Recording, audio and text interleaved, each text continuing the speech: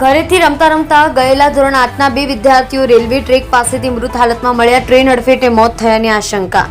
સુરતના સચિન વિસ્તારમાં માતા પિતાને સાવધાન કરતો કિસ્સો સામે આવ્યો છે. રવિવારની રજામાં ઘરેથી નીકળતા એક જ ક્લાસના 2 વિદ્યાર્થીઓ રેલવે ટ્રેક પરથી મૃત હાલતમાં મળી આવ્યા હતા.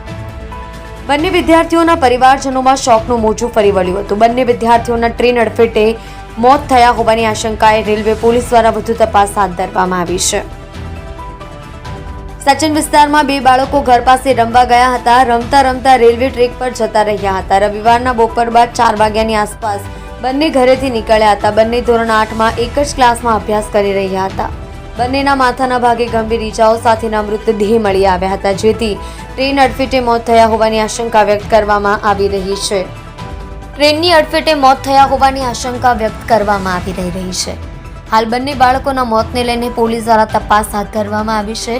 મૃતક વિદ્યાર્થી લોકેશ સંતોષ યાદવ, ઉંમર 14, મૂળ બિહારનો વતની છે. લોકેશના પિતા લુમ્સના કારીગર છે. બીજા બાળક પ્રિન્સ રાજેશ્વર શર્મા, ઉંમર 13. પ્રિન્સના પિતા રાજેશ્વર શર્મા મૂળ ઉત્તર પ્રદેશના વતની છે. હાલ તેઓ દુબઈમાં કાર્પેન્ટર તરીકેની નોકરી કરી રહ્યા છે.